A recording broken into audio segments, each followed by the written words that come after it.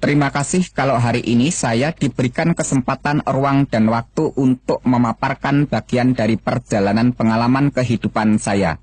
Namun jauh sebelumnya, terlebih dahulu saya panjatkan rasa hormat dan puji syukur kepada Tuhan yang Maha Pengasih dan Maha Penyayang. Karena hanya berkat rahmat, nikmat, dan hidayahnya saja, semuanya ini bisa saya sampaikan di hadapan saudara sekalian. Pada tahun 1989, saya masuk ke sebuah pondok pesantren mendalami ilmu syariat Islam. Kemudian pada tahun 1992, saya pindah di pondok Thariqah untuk memperdalam ilmu kerohanian. Terus tahun 1996, saya memperdalam ilmu kegaiban di salah satu pulau yang dikenal cukup rawan dan menyeramkan. Akhirnya pada tahun 1997, saya mendapat tugas mengemban misi untuk menciarkan agama Islam. Dan waktu itulah kami berambisi sekali untuk mengislamkan orang-orang Kristen. Kenapa sasaran kami tertuju kepada orang-orang Kristen? Sebab yang pertama, agama Kristen merupakan ancaman yang sangat membahayakan bagi kehidupan generasi Islam yang akan datang.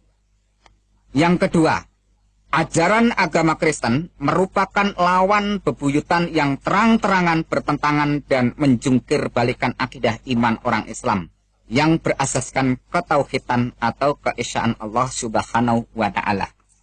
Di manakah letak pertentangan dan di manakah letak kontradiksi pernyataan iman orang Islam dan iman orang Kristen? Saya ajak saudara-saudari yang terkasih untuk bersama-sama saya membaca dan membuka kitab Al-Quran supaya saya tidak dituding asal bunyi atau asbun. Pertentangan yang pertama, masalah dogma Trinitas atau Tritunggal, yaitu Allah Bapa, Allah Anak, Allah Roh Kudus. Hal ini dikecam keras oleh Al-Quran. Laqad kafara alladziina qalu innallaha salisu salasa wa ma min ilahin illa ilahum wahid, yang artinya sesungguhnya kafirlah orang-orang yang mengatakan bahwasanya Allah salah satu dari yang tiga. Padahal sekali-kali tidak ada Tuhan selain Tuhan yang Esa. Quran Surat Al-Maidah ayat yang ke-73.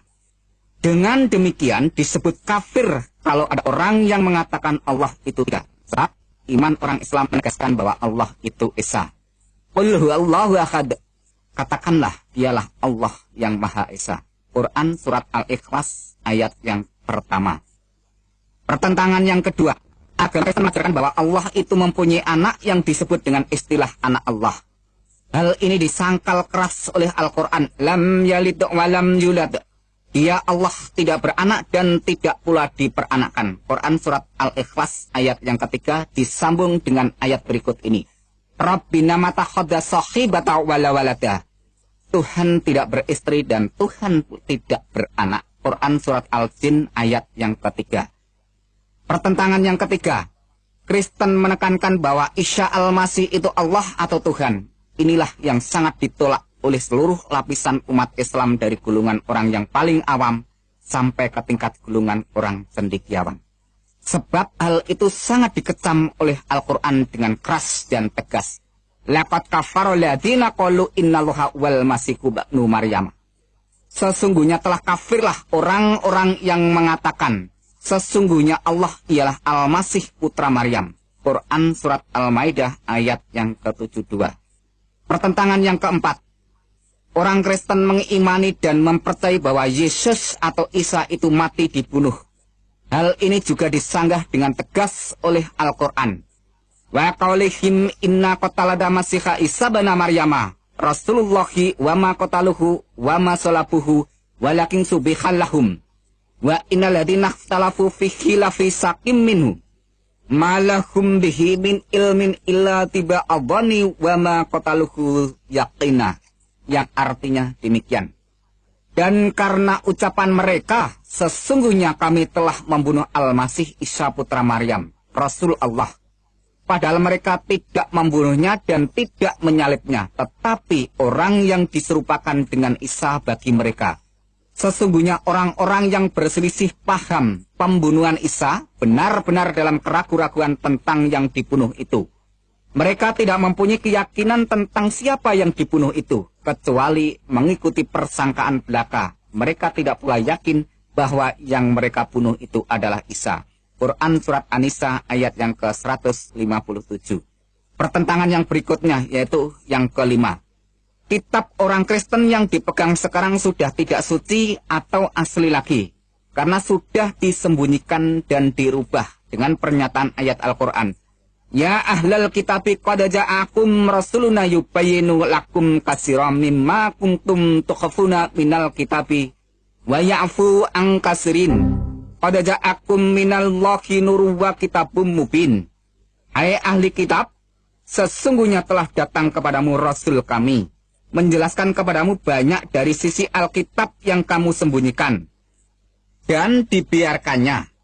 Sesungguhnya telah datang kepadamu cahaya dari Allah dan kitab yang menerangkan. Quran Surat Al-Maidah ayat yang ke-15 yang disambung dengan ayat berikut ini. Afatadma'una ayyaminu lakum wa qad kana fariqum minhum yasma'una. Falamma wahi summa yuqarifunahu min ba'dima aqaluhu wa hum ya'lamun. Yang artinya, apakah kamu masih mengharapkan mereka akan percaya kepadamu? Padahal segolongan dari mereka mendengar firman Allah. Lalu mereka mengubahnya setelah mereka memahaminya, sedang mereka mengetahui. Quran Surat Al-Baqarah ayat yang ke-75. Dengan pernyataan ayat-ayat yang sudah saya ucapkan tadi, dengan dukungan penjelasan Injil Barnabas yang pada waktu itu saya baca sebagai rujukan, di mana kesimpulan penjelasan Injil Barnabas mengatakan bahwa yang disebut atau dikatakan Mesias, yaitu penyelamat, itu adalah Kanjeng Nabi besar Muhammad Shallallahu Alaihi Wasallam. Melihat data-data yang cukup akurat dan kuat, maka dengan demikian orang Kristen telah distempel dengan label atau dicap dengan sebutan orang kafir. Mulai dari semua penjelasan pernyataan tadi, serta dengan sebuah pegangan keyakinan Al-Quran, Surat Al-Imran ayat 19, yang demikian bunyinya. Inna dina indallahi Islam. Sesungguhnya agama di sisi Allah hanyalah Islam. Dengan kata lain, hanya agama Islam yang diridhoi Allah. Hanya agama Islam yang dibenarkan Allah. Maka, semua agama selain Islam tidak benar. Dengan demikian, semua pengikut agama selain Islam orangnya disebut kafir. Melihat kenyataan seperti itulah saya merasa kasihan terhadap orang-orang yang memegang keyakinan ajaran iman kekristenan, yang menyembah Nabi Isa Al-Masih sebagai Allah yang Maha Pengasih, Allah yang Maha Pengampun dosa, Allah yang menyelamatkan umat manusia. Padahal ajaran agama Islam mengatakan Allah itu mukhalafatuhu lil khawadisi, yaitu wujudnya tidak serupa dengan makhluknya. Mengapa Isa Al-Masih dianggap sebagai Allah yang kelihatan? Sangat mengherankan. Sebodoh itukah semua orang Kristen? Begitu buta mata hati rohani semua umat Kristen di dunia ini. Sungguh kasihan benar kalau orang Kristen semua nanti mati dimasukkan ke penjara api neraka jahanam. Maka dari itu saya berambisi sekali untuk menjelaskan keimanan Islam kepada orang-orang Kristen supaya tidak menyimpang jauh imannya. Tetapi ketika saya membaca sebuah majalah rohani orang Kristen, di situ saya temukan penjelasan seorang pendeta yang menguraikan tentang keesaan Tuhan yang diambil dari Ulangan 6 ayat yang keempat yang demikian bunyinya. Shema Yisrael Yahweh Elohinu Yahweh Echad. Yang artinya, dengarlah hai orang Israel, Tuhan itu Allah kita, Tuhan itu Esa. Demikian waktu itu saya baca. Ternyata orang Kristen sendiri tidak mengimani bahwa Allah itu tiga. Tidak seperti yang saya bayangkan selama itu. Jadi sebelum saya pergi untuk mengislamkan orang Kristen, saya memutuskan terlebih dahulu untuk mempelajari tentang iman orang Kristen yang sebenarnya.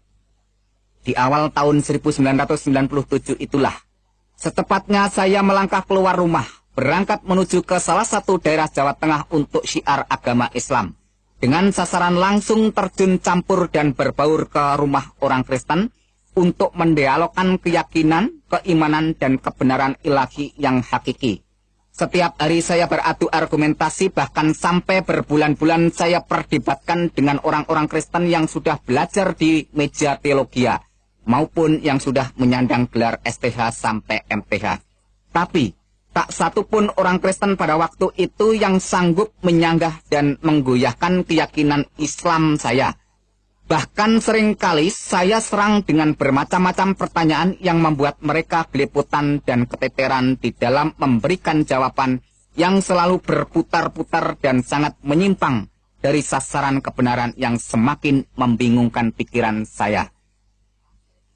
Namun, sampai suatu hari saat saya habis sholat duhur, saya memonitor dan memantau dari kejauhan jalannya ibadah orang-orang Kristen. Saya berpikir lucu, aneh, sangat menggelikan pakai nyanyian-nyanyian, tepuk tangan, dan tangis-tangisan. Saya malah dibuat bertambah kebingungan bercampur keheranan dan penasaran. Setelah tangisnya pada reda, semua orang bergiliran mengucap syukur dengan suara yang keras.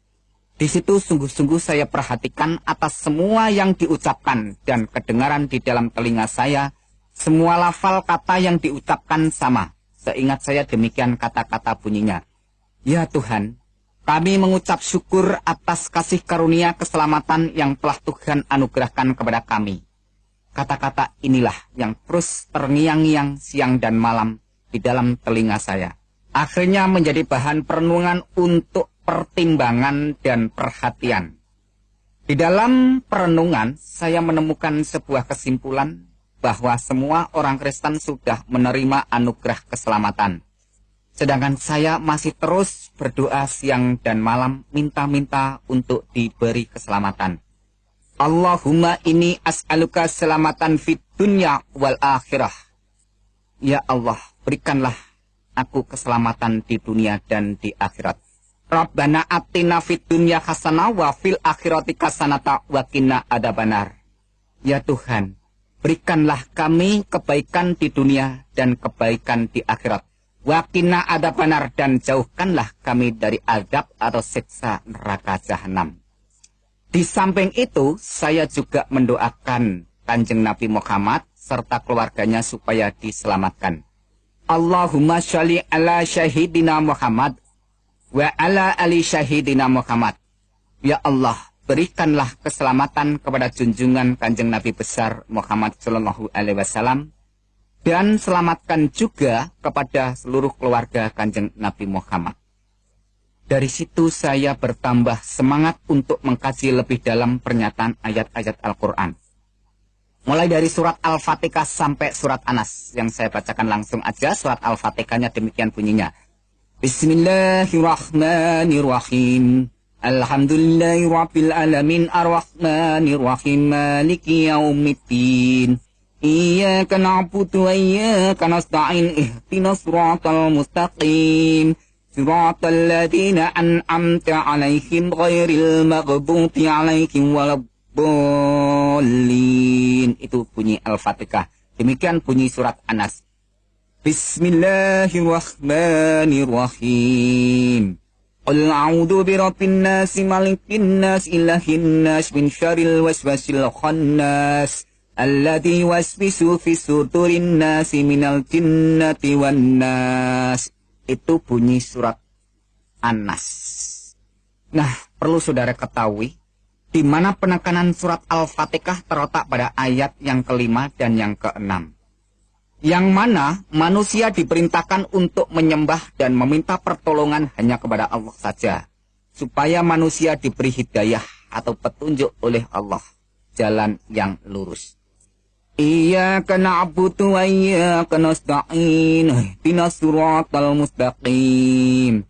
Iyyaka na'budu wa iyyaka nasta'in. Hanya kepadamulah kami menyembah dan hanya kepadamulah kami mohon pertolongan. Pertolongan apakah yang saya minta ini? Ihdinas siratal mustaqim. Tunjukilah kami ke jalan yang lurus. Di manakah jawaban mengenai tentang permohonan atau permintaan supaya saya diberi petunjuk jalan yang lurus itu? Maka pada waktu itu saya buka-buka pernyataan ayat-ayat Al-Quran. Dan akhirnya saya temukan jawaban permohonan saya mengenai tentang permintaan diberi jalan yang lurus. Wa innahu la'ilmu lisya'ati fala tamtaruna biha wa tabi'uni hadau suratul mustaqim. Wa innahu la ilmu lisaati. Dan sesungguhnya Isa benar-benar memberikan pengetahuan tentang hari kiamat. Fala tantaruna biha, dan jangan ragu-ragu tentang hari kiamat itu. Wa tabi'uni hadas siratu mustaqim, dan ikutlah aku, inilah jalan yang lurus. Itu artinya, yaitu di dalam surat Az-Zukhruf ayat yang ke-61. Jadi jawaban yang saya mohon terletak di sini, bahwa saya minta diberi petunjuk jalan yang lurus. Ihdinas siratal mustaqim, tunjukilah kami ke jalan yang lurus. Dijawab oleh Allah dalam pernyataan surat Al-Zukhruf ayat yang ke-61 yang berbunyi, Wattabi'uni hadas siratum mustaqim, ikutlah aku, inilah jalan yang lurus. Ya, Allah sudah memberikan jawaban kepada saya untuk memberikan petunjuk jalan yang lurus, yaitu ikutlah aku, inilah jalan yang lurus. Wattabi'uni hadas siratum mustaqim. Tapi yang menjadikan suatu perenungan dan menjadikan suatu penekanan untuk saya pertimbangkan dalam pernyataan ayat ini, yaitu kata-kata wa innahu la ilmu lisya'ad.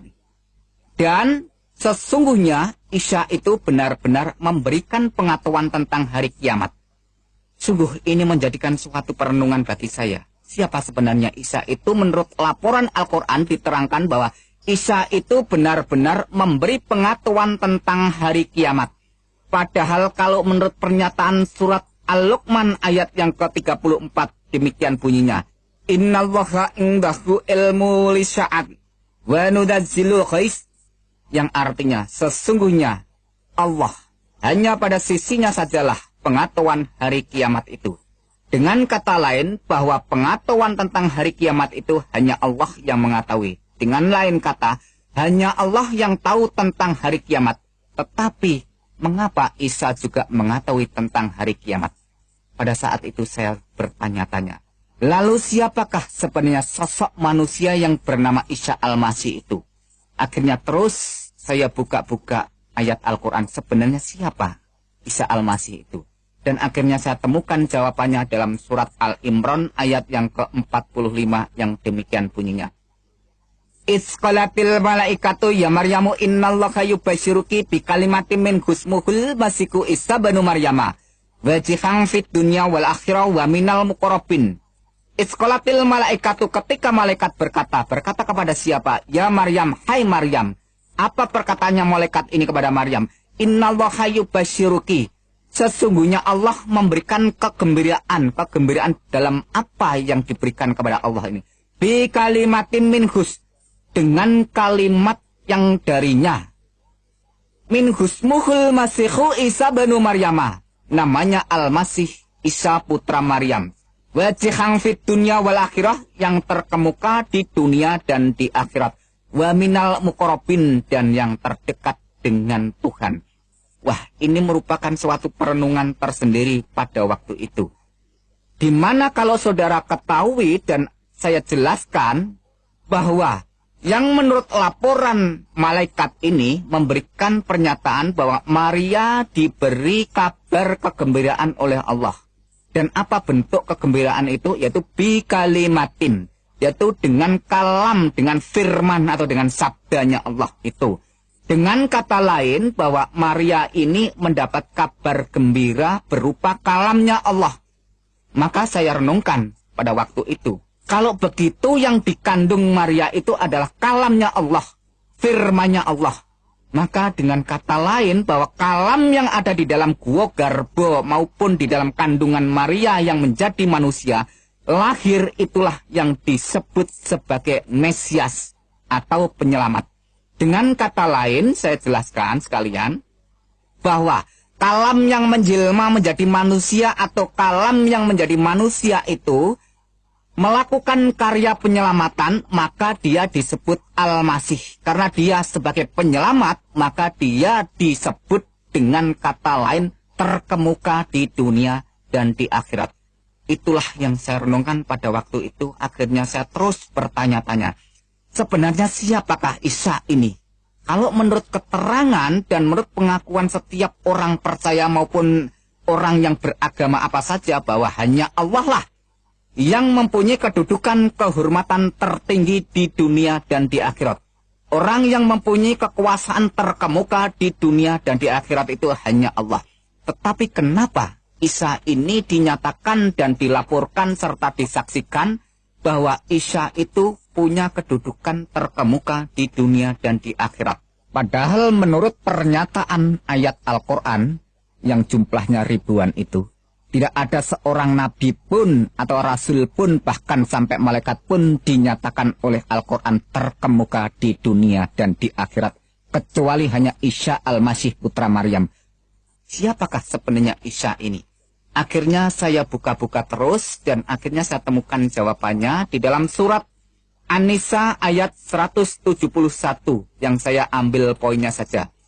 Innamal masihu Isa bin Maryam Rasulullah wa kalimatu alqaha ila Maryam wa ruhu minhu, yang artinya sesungguhnya Al-Masih Isa putra Maryam itu adalah utusan Allah dan kalimatnya yang disampaikan kepada Maryam dan roh darinya. Di sini ada kata-kata sesungguhnya Al-Masih Isa putra Maryam itu adalah utusan Allah. Pengertian utusan Allah setelah saya renungkan dengan penerangan firman Tuhan, maka kata utusan ini adalah kalam yang menjadi manusia atau firman yang menjadi manusia, melakukan karya penyelamatan, menyelamatkan umat manusia, maka itu disebut istilah utusan. Maka dengan kata lain bahwa firman yang menjadi manusia melakukan karya penyelamatan atau penebusan atau pembebasan supaya manusia itu tidak masuk neraka, maka dia disebut utusan Allah. Dengan kata lain bahwa pribadi sosok oknum Isa Al-Masih itulah yang dijadikan alat oleh Allah untuk melakukan karya penyelamatan. Maka dengan demikian Isa disebut utusan Allah. Dan di situ diterangkan juga bahwa dia adalah kalamnya atau kalimat Allah dan roh dari Allah itu sendiri. Maka kalau kita renungkan dengan dalam-dalam bahwa Isa Al-Masih yang ada di dalam kandungan Maryam itu adalah rohnya Allah atau kalamnya Allah. Jadi bukan hasil hubungan dari siapapun, melainkan langsung dinyatakan oleh Al-Quran bahwa Isa itu adalah kalamnya Allah dan rohnya Allah. Kalau kita lihat lebih dalam bahwa semua manusia mulai dari Adam dan sampai sekarang dan seterusnya, bahwa semuanya itu dijadikan dari tanah atau bahasa Arabnya syol-syol. Maka lain dengan pernyataan Al-Quran mengenai tentang Isa Al-Masih ini, yaitu terjadi atau muncul dengan pernyataan kalam maupun rohnya Allah. Maka dengan demikian terus saya renungkan lebih dalam. Dari situ bisa saya simpulkan bahwa ayat di atas tadi yang saya bacakan menyatakan bahwa Isa Al-Masih itu utusan Allah. Isa Al-Masih itu firman Allah. Isa Al-Masih itu roh Allah. Ayat itu juga didukung hadis Sahih Bukhari nomor 1496 dan hadis Anas bin Malik halaman 72 yang demikian bunyinya. Isa fa'inahu Rasulullah wa kalimatuh. Isa itu sesungguhnya roh Allah dan kalam Allah. Wah, Isa itu adalah roh Allah dan kalam Allah. Ini merupakan suatu kesaksian seseorang yang tidak bisa diragukan karena yang bersaksi, yang menyatakan dan menerangkan ini adalah Kanjeng Nabi Muhammad SAW itu sendiri. Oleh sebab itu terus saya renung-renungkan. Dan di samping itu, saya juga membaca pernyataan hadis Sahih Muslim dan hadis Sahih Bukhari yang mengatakan demikian. Waladi nafsi biadihi la yusikana ayang dilafiku mubanu Maryam hakam mamuksiton. Demi Allah yang jiwaku di tangannya, kata Muhammad. Sesungguhnya telah dekat masanya Isa anak Maryam akan turun di tengah-tengah kamu. Dia akan menjadi hakam mamuksiton, akan menjadi hakim yang tegak atau hakim yang adil atau hakim yang lurus. Yaitu bisa saudara baca di hadis Sahih Muslim nomor 127 atau hadis Sahih Bukhari nomor 1090. Kembali timbul sebuah pertanyaan lagi di dalam hati saya pada waktu itu. Siapakah sebenarnya Isa Al-Masih itu? Karena kalau menurut pernyataan di dalam Al-Quran bahwa Allah itulah hakim yang seadil-adilnya. Alaihissallahu bi'ahamil hakimin. Bukankah Allah hakim yang seadil-adilnya? Yaitu Quran surat At-Tin ayat yang ke-8.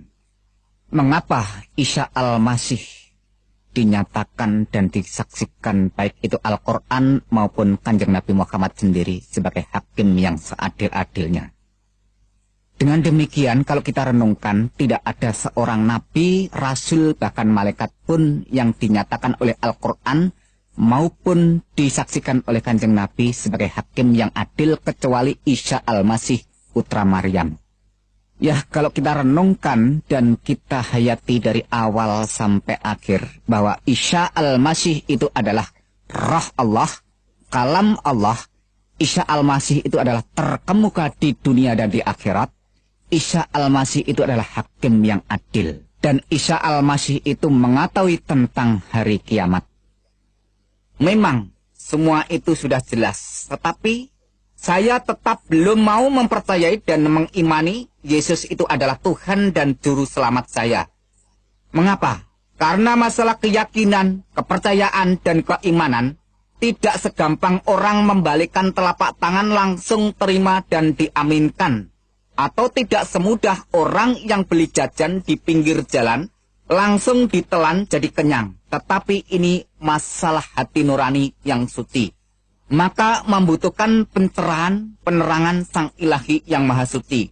Supaya hati nurani ini dapat mengambil suatu keputusan untuk menyatakan keberanian tentang kebenaran yang datang dari Tuhan, pencipta dan penguasa semesta alam.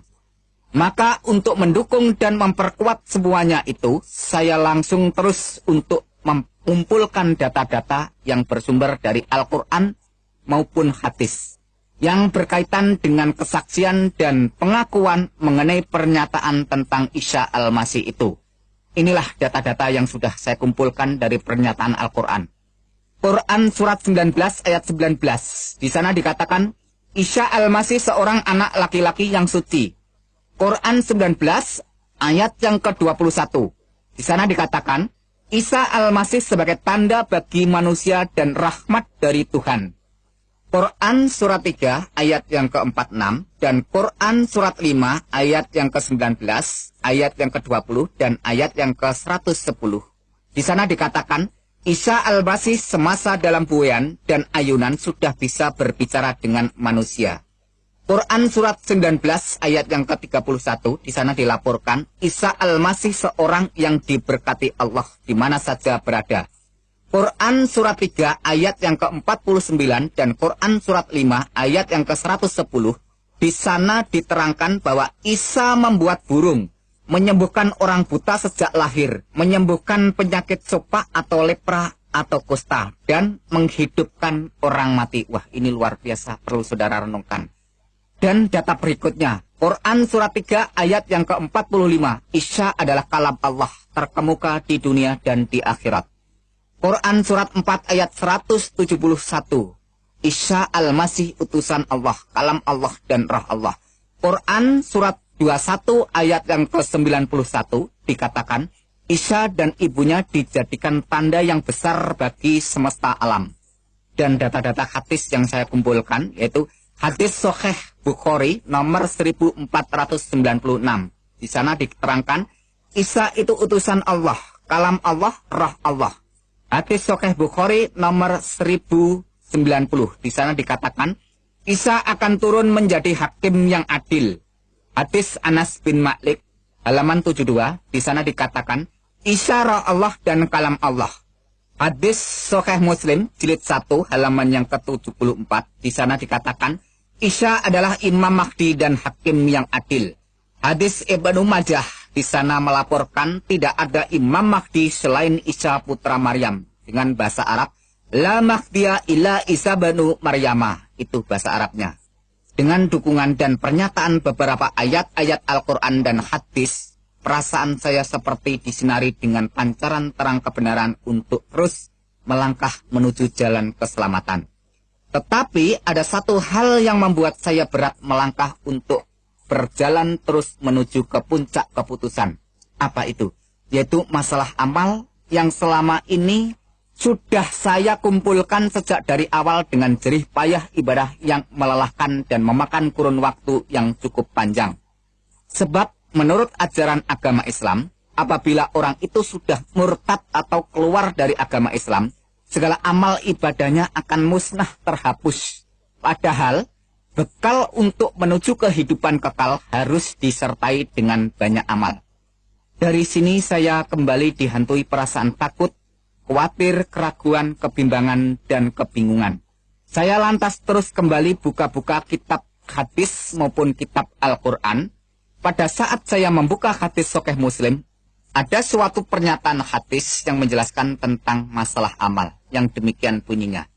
Ang Jabir qala sami'tum Nabiya sallallahu alaihi wasallam yaqulu la yudakhilu ahadam minkum amaluhul jannah wala yujiruhu minan nar wala ana illa birahmatin minallah, yang artinya dari Jabir radhiyallahu anhu, katanya dia mendengar Nabi sallallahu alaihi wasallam bersabda, bukan amal seseorang yang memasukkannya ke surga atau melepaskannya dari neraka, termasuk juga aku, kata Kanjeng Nabi.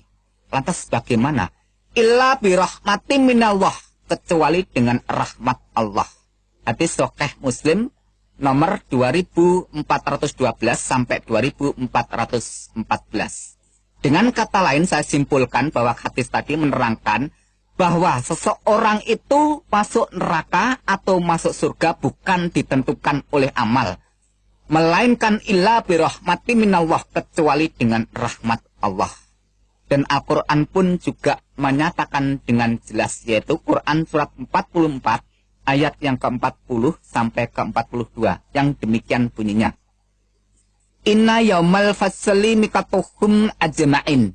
Sesungguhnya hari keputusan atau hari kiamat itu adalah waktu yang dijanjikan bagi mereka semuanya. Dilanjutkan ayat berikutnya. Yaumal la yuqni maulan amaulan syai'in walahum yungsarun. Yang artinya, yaitu hari yang seorang karib tidak dapat memberi manfaat kepada karibnya sedikit pun, dan mereka tidak akan mendapat pertolongan. Dan dilanjutkan ayat berikutnya. Illa ma rahimallahu innahu huwal azizur rahim, yang artinya kecuali orang-orang yang diberikan rahmat oleh Allah, sesungguhnya dialah yang maha perkasa lagi maha penyayang. Nah, kesimpulan dari Quran surat Ad-Dukhan ayat yang ke-40 sampai 42 menyatakan pada hari keputusan atau hari penghakiman atau hari pengadilan, tak seorang pun kerabat dekat yang bisa memberi manfaat atau memberikan pertolongan, kecuali orang yang diberi rahmat oleh Allah. Ternyata setelah saya renungkan, menurut pernyataan Quran surat 19 ayat 21, bahwa Isa itulah yang dijadikan tanda bagi manusia dan sebagai rahmat dari Allah. Qala kadzalika qala rabbuka huwa alayya hayyinun walinaj'alahu ayatalin nas wa rahmatan minanna wa kana amran maqdiyah, yang artinya Jibril berkata, demikianlah Tuhanmu berfirman, hal itu adalah mudah bagiku, dan agar dapat kami menjadikan suatu tanda bagi manusia dan sebagai rahmat dari kami, dan hal itu adalah suatu perkara yang sudah diputuskannya. Waduh, luar biasa. Akhirnya sudah tidak saya ragukan lagi, sudah saya tidak bimbangkan lagi mengenai tentang pernyataan ayat-ayat Al-Quran maupun hadis yang menerangkan atau menyaksikan atau melaporkan siapakah sebenarnya Isa Al-Masih itu. Maka di tahun 1997 itu pun setepatnya saya mengambil keputusan dengan tegas menyatakan iman bahwa Yesus Kristus itu adalah benar-benar Tuhan dan Juru Selamat saya secara pribadi, serta Tuhan dan Juru Selamat seluruh umat manusia. Dengan demikian, segeralah saya minta dibaptis sebagai tanda pertobatan dan pengakuan iman saya menjadi pengikut Yesus Kristus. Sekarang resmilah saya menjadi pengikut Yesus Kristus. Perasaan senang dan tenang selalu mengalir di dalam iman dan rohani saya. Sebab Al-Quran pun juga mengakui, Itzqalallahu ya Isa ini mutawafika warafi'uka ilayya wa mutahhiruka minal ladina kafaru wa ja'ilul ladina tabaqafaqal ladina kafaru illa yaumil qiyamah, yang artinya ketika Allah berfirman, hai Isa, sesungguhnya aku akan menyampaikan kamu kepada akhir ajalmu dan mengangkat kamu kepadaku serta membersihkan kamu dari orang-orang kafir dan menjadikan orang-orang yang mengikuti kamu di atas orang-orang kafir hingga hari kiamat. Ini saya renungkan bahwa pengikutnya Isa itu menurut laporan dan keterangan Al-Quran surat Al-Imran ayat yang ke-55 memberikan pernyataan bahwa pengikut Isa Al-Masih itu diberi kedudukan dan status kehormatan di atas orang-orang kafir. Atau dengan kata lain, di atas orang-orang yang tidak percaya. Dengan demikian, pengikut Nabi Isa, pengikut Isa Al-Masih, itu menurut laporan Al-Quran tadi, bahwa pengikutnya dimuliakan, ditinggikan kedudukannya di atas orang-orang kafir. Jelas dan singkatnya bahwa pengikut Isa Al-Masih itu dimuliakan di atas orang-orang yang tidak percaya. Sampai kapankah pernyataan ini? Menurut ayat berikutnya dijelaskan, illa yaumil kiamah, sampai hari kiamat. Jadi perlu saudara ketahui bahwa sampai saat ini belum terjadi hari kiamat. Maka dengan demikian, siapa saja yang mau percaya dan mau menjadi pengikut Isa Al-Masih dinyatakan oleh Al-Quran dimuliakan di atas orang-orang kafir. Maka dengan pernyataan ayat-ayat Al-Quran dan penjelasan hadis itu, iman saya sebagai pengikut Yesus Kristus semakin dikuatkan dan mantap. Sebab masalah keselamatan, kalau sampai ditunda-tunda hingga ajal tiba, akibatnya akan fatal dan gagal total, sampai kekal. Sesal dan kesal tiada artinya karena sudah tidak ada jalan keluarnya. Karena itu saya cepat-cepat bertobat sebelum terlambat. Sebab Al-Quran sendiri sudah mengingatkan semua orang dengan tegas dan keras. Wa iminkum ila wariduha kana ala rabbika katman magdiyah. Dan tidak seorang pun daripadamu melainkan mendatangi neraka. Hal itu bagi Tuhanmu adalah suatu kepastian yang sudah ditetapkan. Quran surat 19 ayat yang ke-71.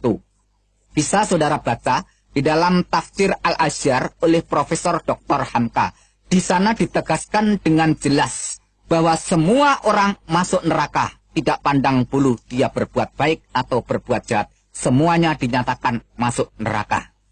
Nah, kenapa semua orang masuk neraka? Karena ada ayat Al-Quran yang berbunyi demikian. Innahu mayati rabbahu mujrimang fa innalahu jahannam la yamutu fiha wala yahya. Yang artinya, sesungguhnya barang siapa datang kepada Tuhannya dalam keadaan berdosa, maka sesungguhnya baginya neraka jahanam. Ia tidak mati di dalamnya dan tidak hidup. Yaitu Quran surat 20 ayat yang ke-74. Nah, dengan kata lain bahwa setiap orang itu kalau ada dosa menghadap Tuhan, maka baginya adalah neraka jahanam. Di sana tidak diterangkan dosa besar atau kecil, berat atau ringan, asal manusia itu sudah berbuat dosa, maka akibatnya adalah neraka jahanam kalau sampai datang di hadapan Tuhan. Setelah saya pelajari di dalam Alkitab bahwa Yesus itu mati untuk menanggung dosa umat manusia. Dan di situ setelah 3 hari bangkit kembali. Maka dengan demikian Yesus Kristus memberikan pernyataan, man amana wa atamada khalas wa ma lam yu'miyudan. Barang siapa yang percaya dan dibaptis diselamatkan. Tetapi barang siapa yang tidak percaya akan dihukum. Jadi jelasnya bahwa Yesus mati itu untuk menebus dosa umat manusia. Tetapi yang menjadikan suatu perenungan bahwa selama itu saya tidak mengakui kalau Isa atau Yesus itu mati. Namun setelah saya renungkan kembali dalam pernyataan Al-Quran bahwa Isa itu benar-benar lahir, benar-benar mati, dan benar-benar bangkit. Hal semacam ini diterangkan oleh Quran surat Maryam ayat yang ke-33.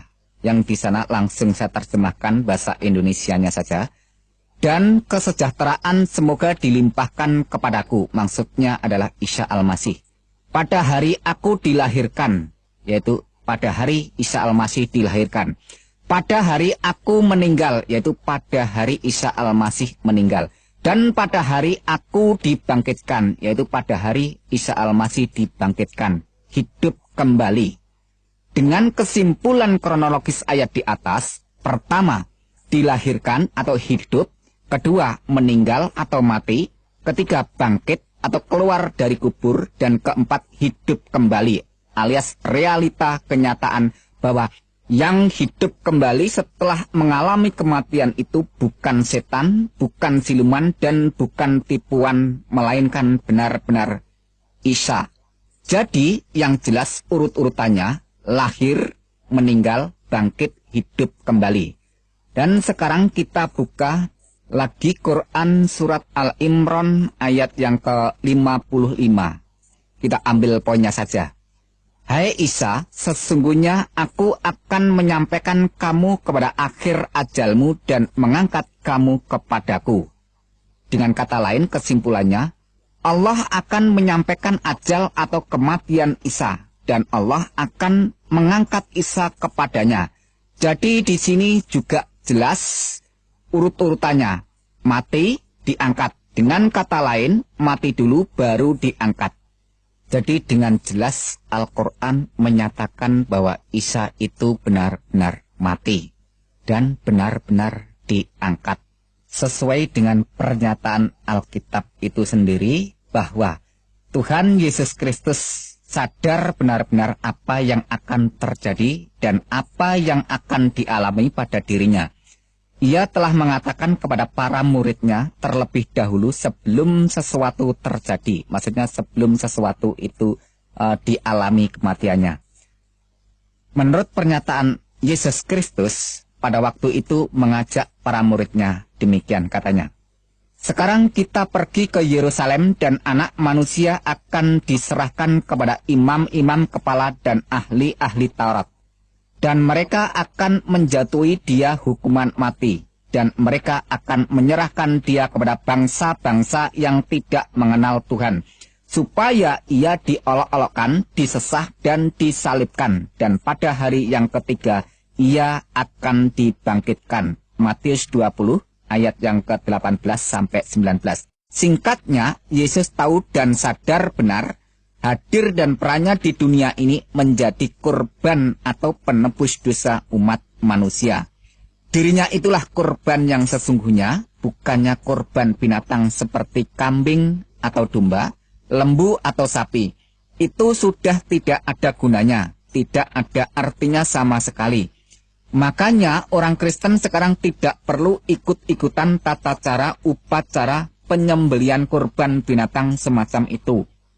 Kalau ada orang Kristen sekarang masih ikut-ikutan hal semacam itu, berarti tidak menghargai dan menghormati bahkan menghina korban yang sejati Tuhan Yesus Kristus itu sendiri. Ingat pernyataan Tuhan Yesus Kristus dalam perjamuan malam, ambillah, makanlah, inilah tubuhku, minumlah kamu semua dari cawan ini, sebab inilah darahku, darah perjanjian yang ditumpahkan bagi banyak orang untuk pengampunan dosa. Matius 26 ayat 26 sampai 28. Dengan demikian, percaya iman sepenuh kepada Tuhan Yesus Kristus, orang itu hidupnya dijamin dengan pasti masuk surga. Tidak ada istilah kata mudah-mudahan masuk surga.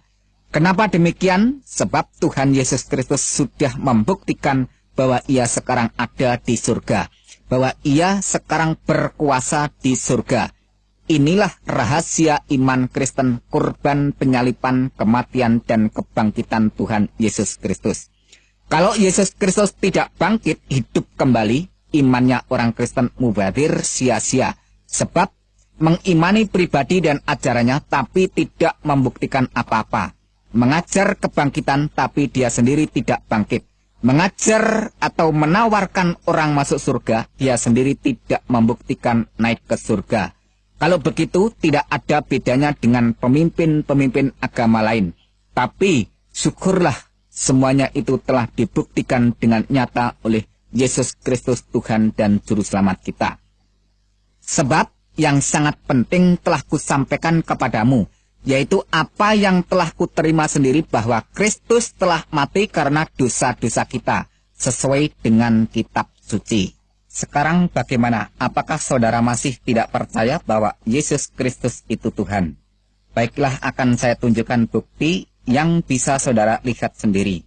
Bukti bahwa Yesus itu Tuhan. Dia berjanji dengan pasti memasukkan semua orang ke surga yang percaya dan beriman kepadanya. Dan saudara ketahui sendiri, terbukti banyaknya orang bertobat dan beriman kepada Tuhan Yesus Kristus sejak dari zaman dulu hingga sekarang. Di antara salah satu sekian banyak orang adalah saya sendiri. Mungkin saudara berpikiran dengan berbagai macam penafsiran tentang diri saya pribadi.